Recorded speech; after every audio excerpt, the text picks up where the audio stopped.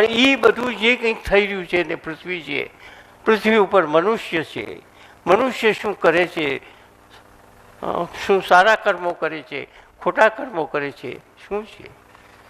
માત્ર ઈશ્વર જ છે, એમાં સ્વતંત્ર છે. હવે સામાન્ય રીતે અત્યારે દ્રષ્ટા શબ્દ બહુ બોલાય છે. હું તો દ્રષ્ટા છું,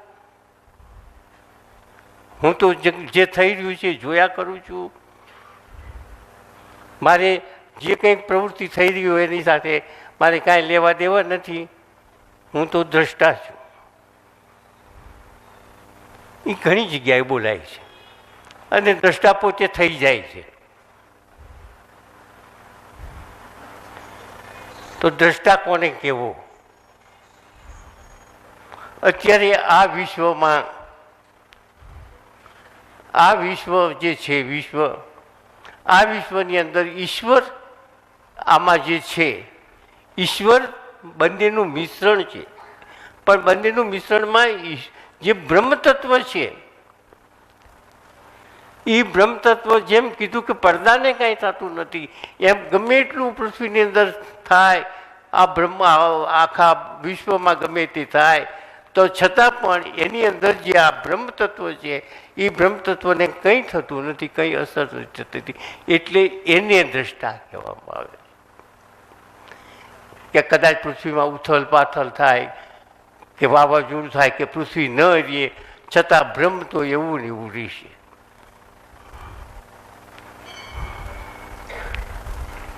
જે કંઈક ફેરફારો થાય એનાથી આમાં કાંઈ ફેરફાર ન થાય, એને દ્રષ્ટા કહેવાય.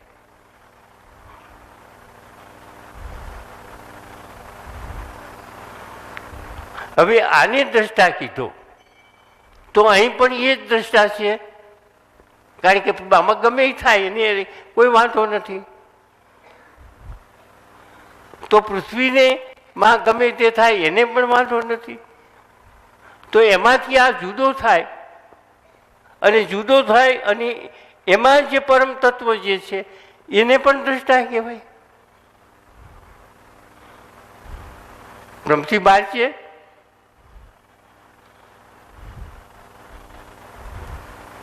પણ તમે જ્યારે તમને જ્ઞાન થાય, જ્યારે તમે આ સ્થિતિ જ્યારે જુઓ, ત્યારે તમે એમ કહો હું દ્રષ્ટા છું.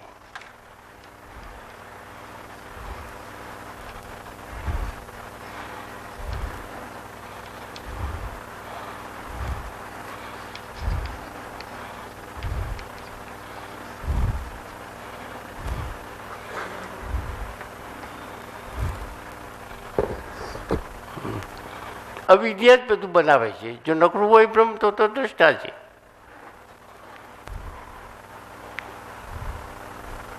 હવે સમજાણું. આ ઈશ્વર પણ બ્રહ્મ જ છે, પણ આ પૃથ્વીની અંદર, પ્રકૃતિની અંદર મિશ્રણ થવાથી તે દ્રષ્ટા જ છે. પણ એમને બ્રહ્મ નથી કહેતા, માત્ર એને ઈશ્વર કહીએ છીએ. આ મનુષ્યને અહીં જે છે એમાં પણ બ્રહ્મ છે અને બ્રહ્મ જ છે, પણ એને અહીં જે દ્રષ્ટા છે એને બીજી ભાષામાં કુટસ્થ કહેવામાં આવે છે.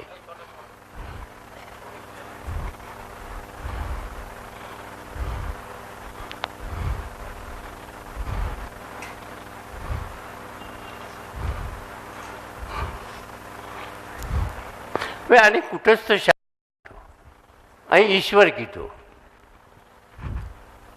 અને અહીં બ્રહ્મ છે. અહીં બ્રહ્મ છે એ જ અહીં ઈશ્વર છે, એ જ અહીં મન કુટસ્થ છે. અહીં જે બ્રહ્મ છે, આ પૃથ્વીમાં અંદરથી જે મનુષ્ય છે એ બ્રહ્મ છે, પણ એને કુટસ્થ કીધો, અહીં ઈશ્વર કીધો અને અહીં બ્રહ્મ કીધો. બધા એક જ છે. એક માણસ રસોઈયાના કપડાં પહેરી રસોઈ કરતો હોય તો એને રસોઈયો કહી. એ જ માણસ પોલીસ કપડાં પહેરી હાથમાં લાકડી લઈને ફરતો હોય તો એ માણસને આપણે પોલીસ કહીએ. એ જ માણસ વળી પાછો જો પ્લેન ચલાવતો હોય તો એને આપણે પાયલોટ કહીએ. આ બધું એવું જ છે. આ બ્રહ્મ તત્વ જ અહીં છે, અહીં ઈ જ છે, અહીં ઈ જ છે, અહીં ઈ જ છે, અહીં છે. આખું બ્રહ્માંડની અંદર એક જ તત્વમાં આખું સૂર્ય કુટુંબ છે અને એની અંદર નાનામાં નાનું વસ્તુ કે બહારની વસ્તુ છે. હવે આને કુટસ્થ કેમ કીધો છે શાસ્ત્રે, એની એક જરાક આપણે ચર્ચા કરી લઈએ. મનુષ્યનું શરીર, મનુષ્યના શરીરે વાટે થઈને જે કંઈક કર્મ કરી રહ્યા છે એ કર્મના બંધનો એને લાગે જ છે અને એને સંચિત કર્મો કહેવામાં આવે છે. પરંતુ આ મનુષ્ય બ્રહ્મમાં છે, અત્યારે બ્રહ્મમાં છે, પણ એ અજ્ઞાની છે.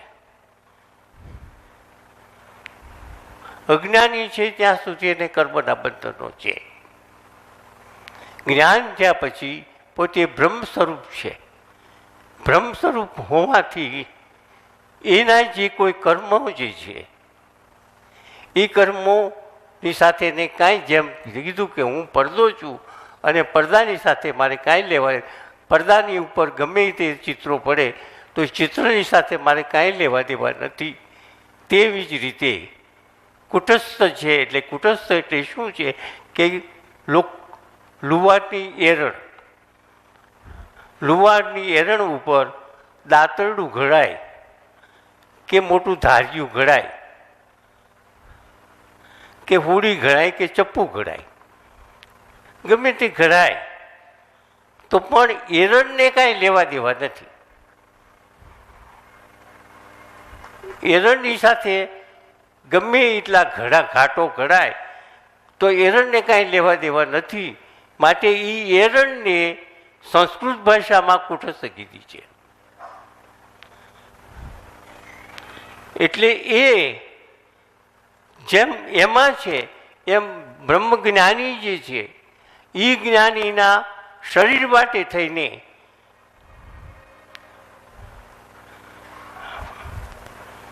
જે વિરેનભાઈનો એક પ્રશ્ન હતો એ આ પ્રશ્નનો અત્યારે હલ થાય છે. થાણાવાળા વિરેનભાઈ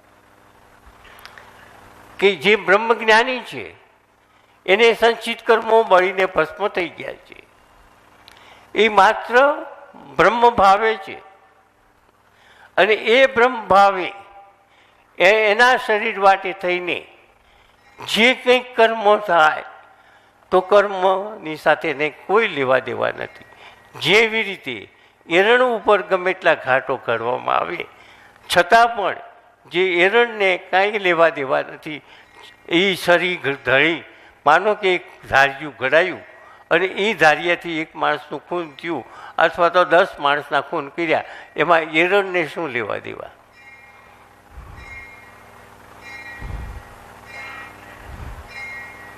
એટલે અહીં મનુષ્યને કુટસ્થ જે કહેવામાં આવે છે, અંદર જે પરમ તત્વ છે એ કુટસ્થ છે.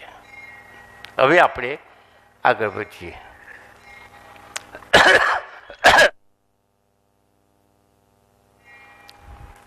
ઉભો રહે. આમાં આ ચાલુ પીરિયડમાં અત્યારે આમાં ન સમજાયું હોય તો કહી શકે છે. ખાસ સ્પેશિયલ આના પૂરતું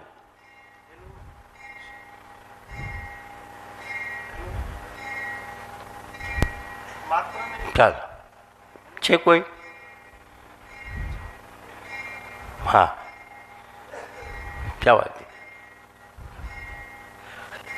ચાલો પૂછી નાખો. છે કોઈ?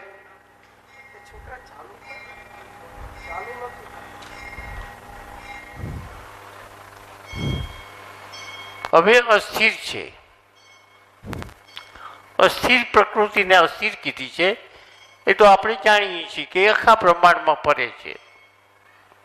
પોતે પણ પોતાની સ્થિતિ, શરીર પોતે પૃથ્વી પોતાની ભંભડાની જેમ ફરે છે અને ભંભડાની જેમ ફરતા ફરતા પોતે સૂર્યની ફરતી પણ ફરે છે, માટે અસ્થિર છે, ગ્રાહ્ય છે. આપણે કેરી એક પ્રકૃતિનો એક ભાગ છે. કેરી લઈએ છીએ, ખાઈએ છીએ, બરફ લઈએ છીએ, ખાઈએ છીએ, જે કંઈક છે ગ્રાહ્ય છે. અને આ શરીરને પકડી કે એટલે ગ્રાહ્ય છે, પકડી શકાય છે, સ્રોત છે, સાંભળી શકાય છે, સાંભળી શકાય છે. વિવિધ રૂપો ધારણ કરે છે, વિવિધ રૂપો ધારણ કરે છે.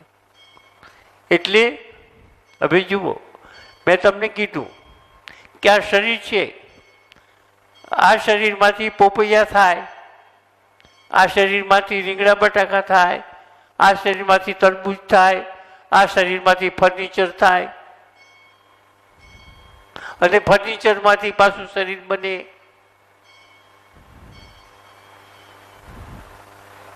તો વિવિધ રૂપો તો ધારણ થયા જ. પ્રકૃતિ છે,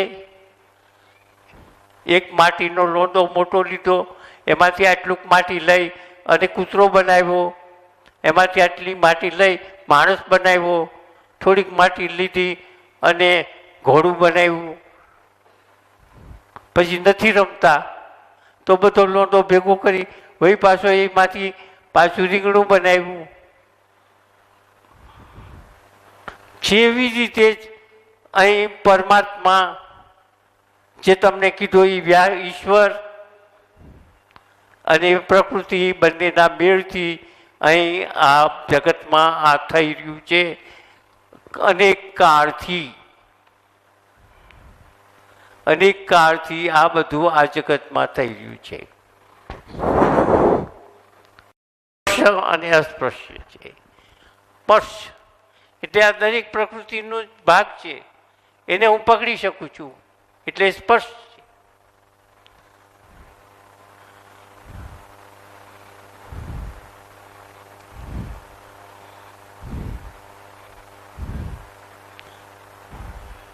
અને વાતાવરણમાં માનો કે પાણી બાષ્પીભવન થયું અને બાષ્પીભવનમાંથી હાવ બાષ્પીભવન થઈ જાય છે, કાંઈ લીખી શકાતું નથી, એટલે અસ્પૃશ્ય છે.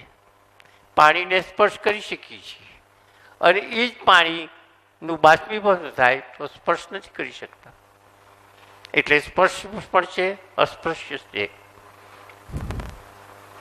જળ છે એટલે આપણી પૃથ્વીની અંદર કોઈ પણ પદાર્થો બધા જળ એટલે એક જગ્યાએથી બીજી જગ્યાએ ખસેડી શકાય છે અથવા જઈ શકે છે. કાળની મર્યાદામાં છે,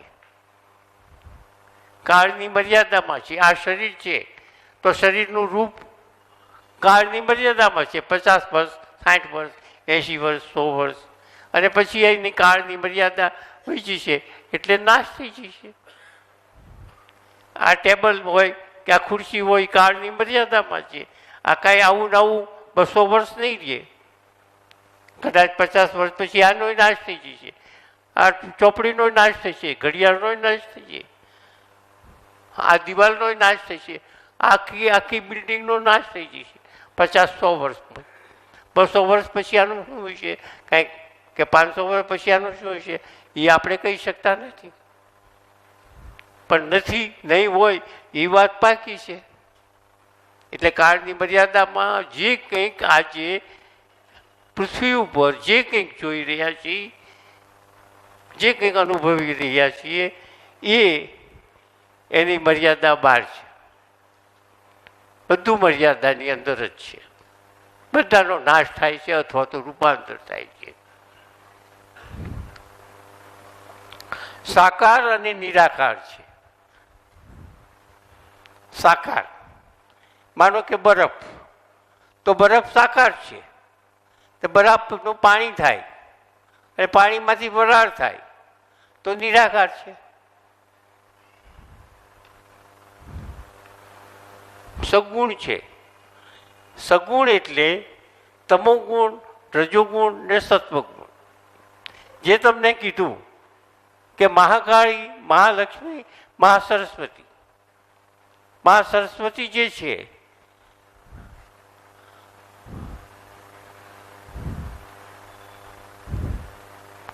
સત્વગુણ છે એ મા સરસ્વતી છે, રજોગુણ છે એ મહાલક્ષ્મી છે, અને તમોગુણ છે એ મહાકાળી છે. અને એ તત્વના રૂપે બધી જ છે, ક્યાંય નથી એવું નથી. મનુષ્યના શરીરની અંદર તમોગુણ, રજોગુણ, સત્વગુણ છે. કોઈ પણ પ્રકૃતિ સજીવ હોય કે નિર્જીવ હોય, પ્રકૃતિના અંદર એ 3 ગુણો છે. જ્યારે એમાં જીવંત હોય તો એ પ્રકાશિત થાય છે, ન જીવંત હોય તો એમાં પ્રકાશિત નથી થતું. સૂક્ષ્મતાના આધાર ઉપર એનો અવલંબન છે. સક્રિય છે, સક્રિય છે આખી સૃષ્ટિ અંદર કોઈ પણ પદાર્થ સક્રિય છે. આ દિવાલ આપણે એમ કહીએ કે દિવાલ સક્રિય છે, એમ દેખાતું નથી. આ ટેબલ સક્રિય છે એમ દેખાતું નથી, બસ આ સક્રિય છે, આ દિવાલે સક્રિય છે. કોઈ પણ પદાર્થ પૃથ્વી ઉપરનો સક્રિય છે. કેમ કે આ જે દિવાલ છે ફરતી, આ દિવાલ 200 વર્ષ 300 વર્ષ પછી માટી થઈ જવાની છે. જે કંઈક મટીરિયલ હશે, માનો કે ઈંટ છે, એમાં ચૂનો છે, અથવા તો સિમેન્ટ છે, કે જે કંઈક છે તે એની મર્યાદાની મુદતમાં એ માટી થઈ જશે અને એની મેળે પડવા માંડશે. તો એ જે માટી થઈ રહી છે તે એક દિવસમાં થશે?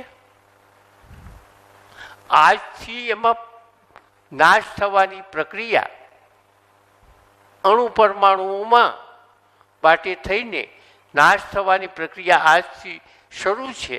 એની એક ધીમી ગતિ છે, એટલે એને જોઈ શકતા નથી.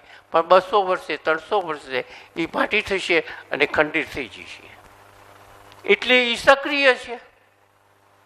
આ શરીર 25 વર્ષ પહેલા કેવું હતું અને આજે કેવું છે? તો એમાં જે કંઈક ગતિમાં ફેરફાર થયા, પરમાણુઓમાં ફેરફાર થયા, જે કંઈક થયા, એટલે આ શરીર પણ સક્રિય છે.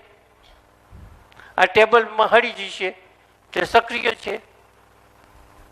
કોઈ પદાર્થ એમ નામ રહેવાનો નથી. દરેક વસ્તુમાં આજથી કોઈ ધીમી ગતિ, કોઈ ફાસ્ટ ગતિથી નાશ થવાની પ્રક્રિયા શરૂ છે. બીજ વાવ્યું તો બીજમાંથી અનેક બીજ થયા, વળી પાછા એમાંથી ડૂંડા થયા, ડૂંડામાંથી દાણા થયા, અને છેવટે પાછો છોડ સુકાઈ જવાનો છે.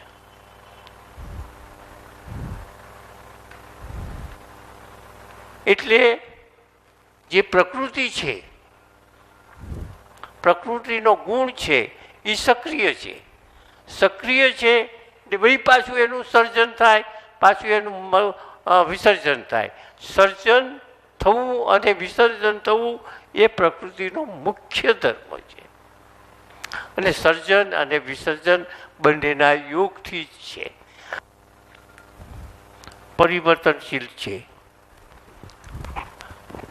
એટલે એ જે વાત કરી પરિવર્તનશીલ, એટલે આ શરીરનો રાખ થઈ જશે અને એમાંથી કોઈ ઝાડ ઉગશે, અને ઝાડ ઉગશે એમાંથી કોઈ લાકડા કાપી જશે, લાકડામાંથી કોઈ ફર્નિચર બનાવશે. એટલે પરિવર્તનશીલ છે. પરપ્રકાશિત છે. પરપ્રકાશિત છે એટલે મેં અગાઉ કીધું કે માત્ર પ્રકૃતિ કંઈ કરી શકે એમ નથી.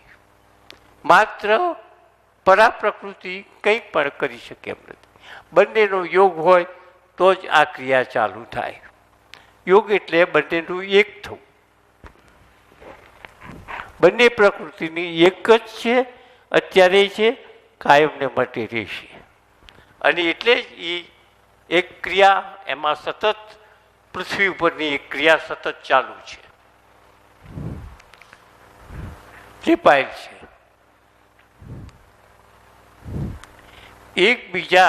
એકબીજાથી લેપાયેલ છે. આ ઘડિયાળ મને બહુ ગમે છે,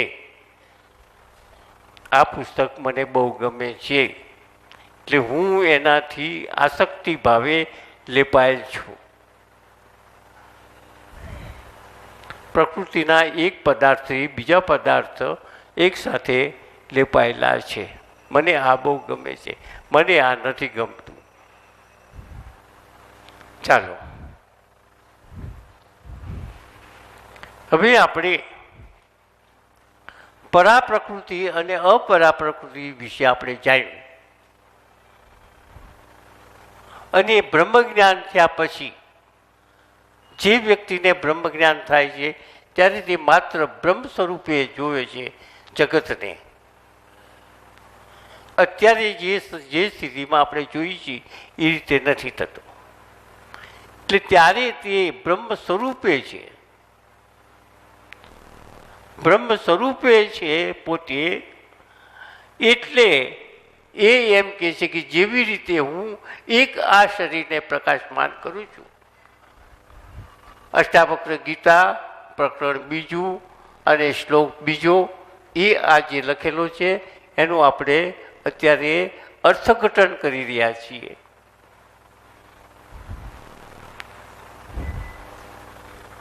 જેવી રીતે હું, હવે હું શબ્દ આવ્યો,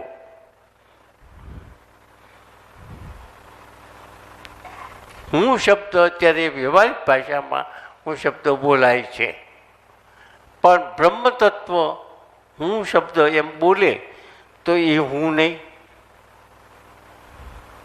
પણ છતાંય વ્યવહારિક ભાષામાં સમજવા માટે અથવા તો સમજાવવા માટે થઈને હું શબ્દ બોલવો પડે છે. જેવી રીતે હું, હવે જેવી રીતે હું આ, એટલે જેવી રીતે હું બ્રહ્મ સ્વરૂપે, જેવી રીતે હું દ્રષ્ટા રૂપે હું આ શરીરને પ્રકાશિત કરું છું. પ્રકાશિત કરવાનો મતલબ જેમ બેટરીથી કોઈ વસ્તુને આપણે પ્રકાશિત કરીએ એમ નહીં કે કોઈ લાઈટ ફેંકીને કહી કે આ ભાઈ આમ દેખાય છે, એમ નહીં. પ્રકાશિત કરવું એટલે ચેતન કરવું, એનામાં ચેતન લાવવું. ચેતન પ્રકૃતિ જળ છે. ચેતન વગર, ચેતનનો જો અભાવ હોય, ચેતનનો જો અભાવ હોય તો પ્રકૃતિ જળ છે. પણ ચેતન એટલે બ્રહ્મ. ચેતન ક્યાં નથી એવો એક સવાલ છે.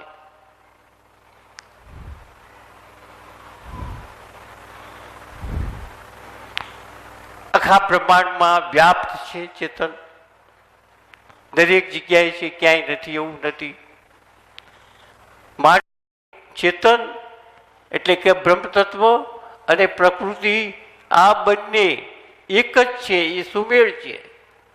અને એને હિસાબે બધું પ્રકાશિત, આખું બ્રહ્માંડ, પૃથ્વીની અંદરની કોઈ પણ વ્યવસ્થા, આ દિવાલનું મેં કીધું કે દિવાલ અત્યારે નાશ થવાની પ્રક્રિયા ચાલુ છે, તો એમાં ચેતન છે એટલે એ નાશ થવાની પ્રકૃતિ ચાલુ છે. આ ટેબલ 100 વર્ષ પછી નહીં હોય તો આજે એમાં 100 વર્ષથી નાશ થવાની પ્રકૃતિ આમાં ચાલુ છે. એટલે એ નાશ થવાની પ્રકૃતિ ચાલુ છે એટલે એ ચેતન છે. એમાં એક નાશ થવાની ક્રિયા ચાલુ છે.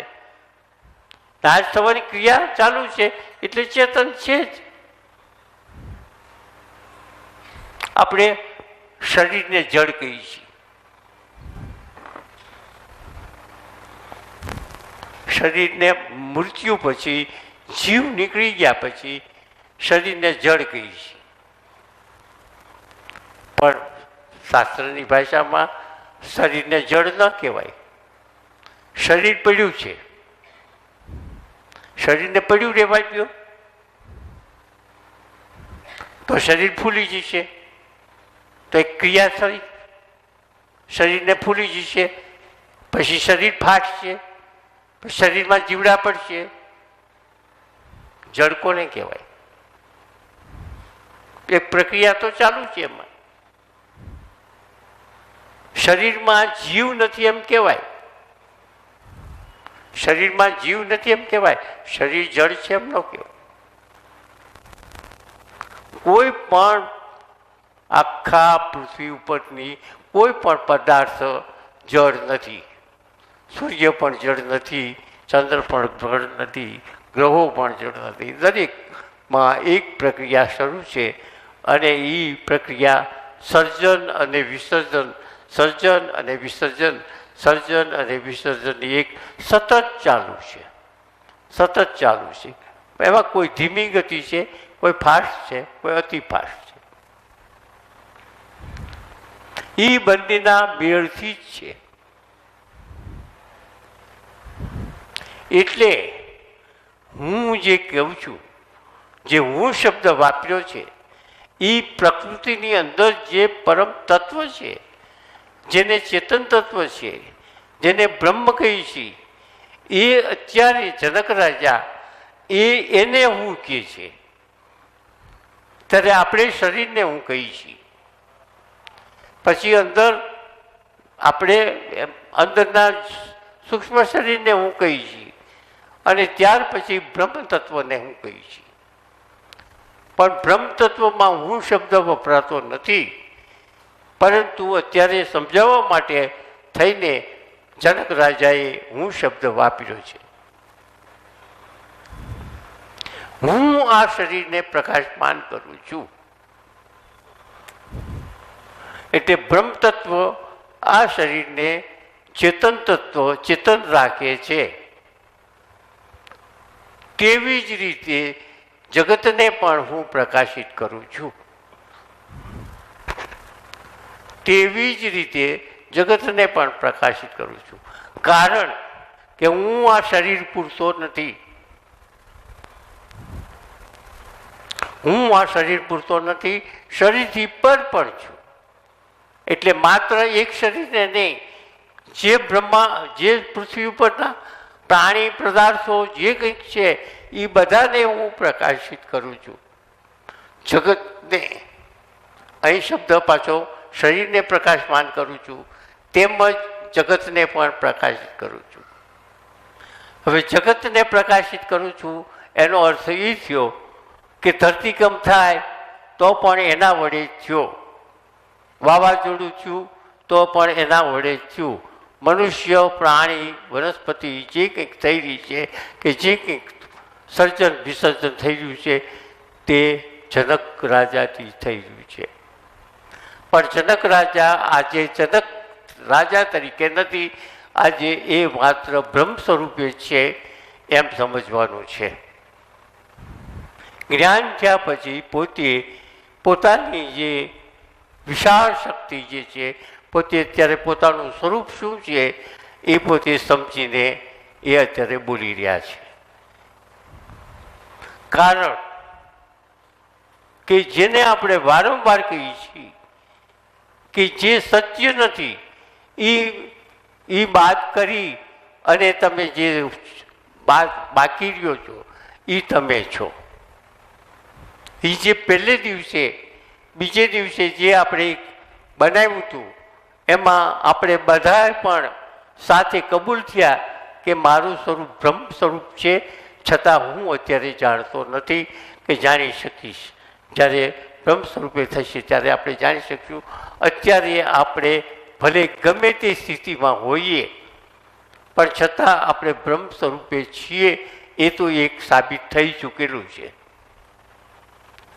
તો એ જે બ્રહ્મ સ્વરૂપે જનક રાજા પણ હતા અને આજે પણ અત્યારે આ શ્લોકમાં પણ એ જ જગત એ જ પણ બ્રહ્મ સ્વરૂપે છે.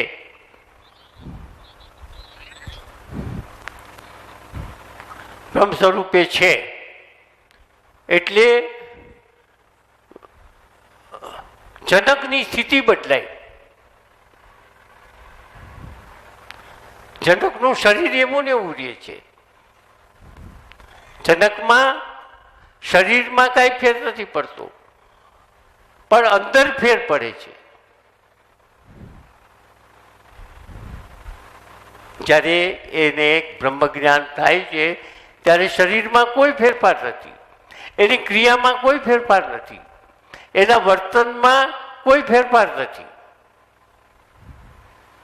માત્ર અંદર ફેરફાર થાય છે. મન, બુદ્ધિ, ચિત્ત અને અહંકાર જે છે એની અંદર જે બુદ્ધિ છે એ બુદ્ધિ એને પ્રજ્ઞા સ્વરૂપે થઈ બ્રહ્મ સ્વરૂપે કરી દે છે, અને જે અંદર જે અહંકાર ને મન છે એનો નાશ થઈ જાય છે. એનું નામ એનું બ્રહ્મજ્ઞાન.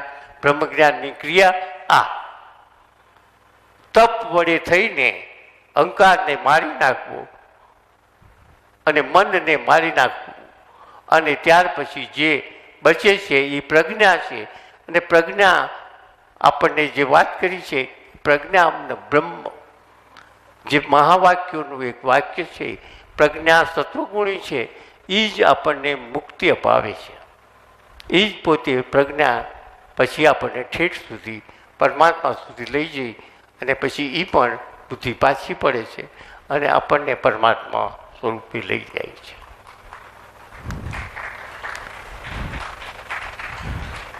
આ રીતે આપણે અત્યારે જનકજીની સ્થિતિ આ થઈ છે.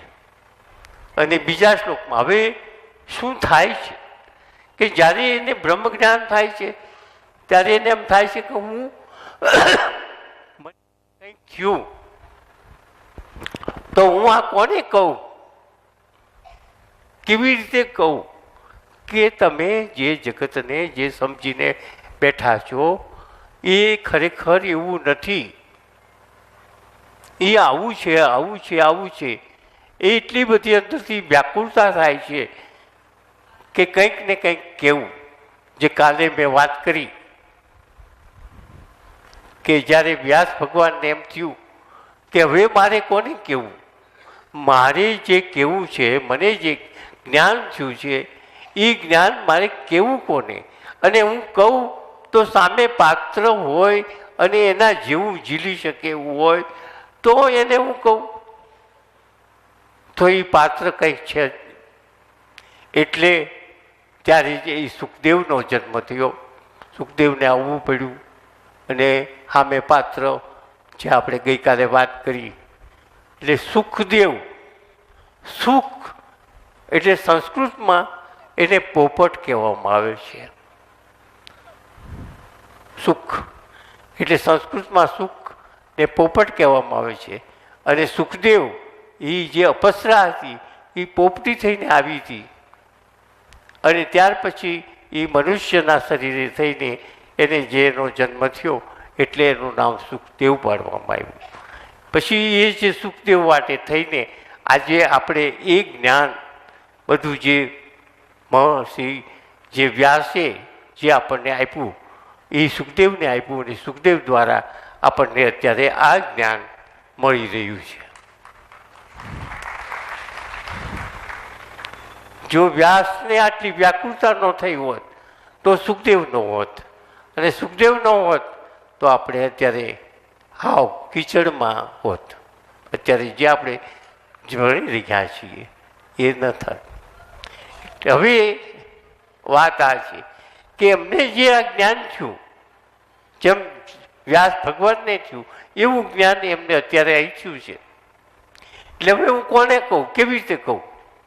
સામે અષ્ટાવક્રજી ગુરુ બેઠા છે, એને એમ કહે છે કે હું અત્યારે જેમ શરીરને પ્રકાશી રહ્યો છું એમ આખા જગતને હું પ્રકાશી રહ્યો છું.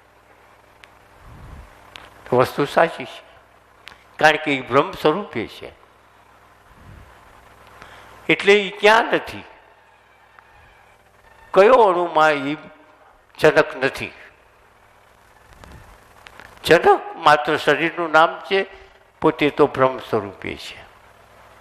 પછી એણે કીધું હું પ્રકાશિત કરું છું, તે જ સર્વ જગત મારું છે. તેથી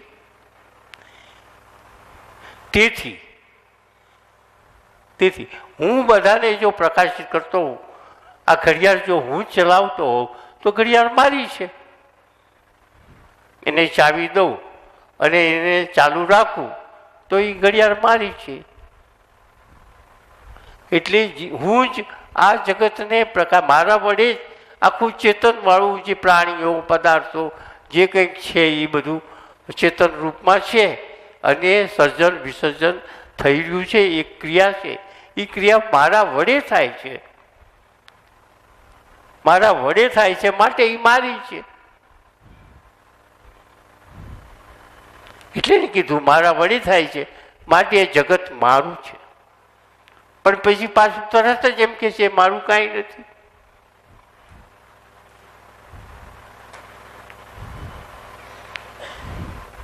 તરત જ એમ કે છે કે મારું કાંઈ નથી. તો મારું નથી એમ કહેવા પાછળનો હેતુ કે જે પરમ તત્વ છે, જેને ચેતન છે, એ તો નિર્લેપ છે. એ તો આપણે જોયું આપણે કાલે.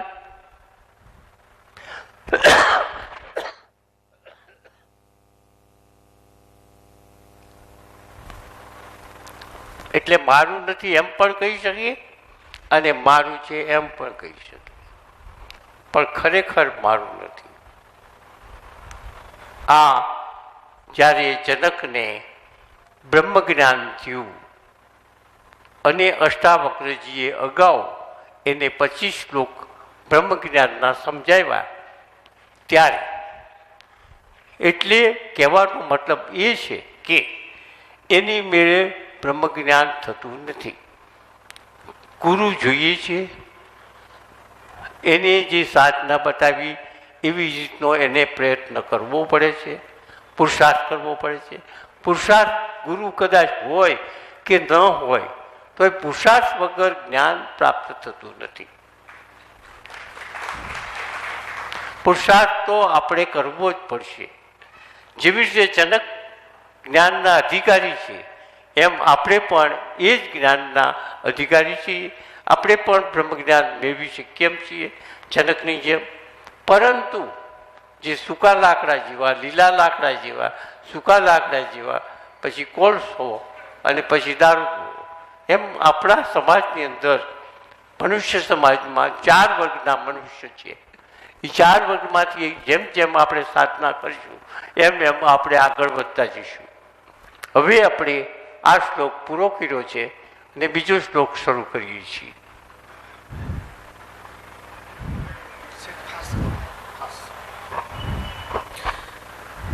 અષ્ટવક્ર ગીતા પ્રકરણ 2 શ્લોક 3.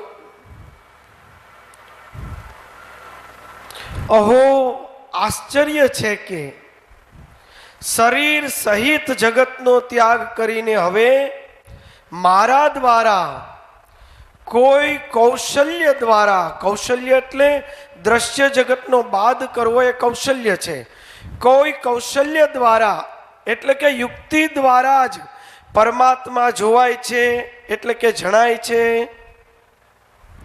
અહો આશ્ચર્ય છે કે શરીર સહિતનો ત્યાગ કરી, શરીર સહિત જગતનો ત્યાગ કરીને, શરીર સહિત જગતનો ત્યાગ કરીને હવે મારા દ્વારા કોઈ કૌશલ્ય દ્વારા એટલે કે યુક્તિ દ્વારા, તો યુક્તિ કઈ? તો દ્રશ્ય જગતનો બાદ કરવો તે યુક્તિ છે. તે દ્રશ્ય જગતના બાદ કરવા દ્વારા જ પરમાત્માને જોવાય છે, એટલે કે પરમાત્માને જાણી શકાય છે. ઓમ.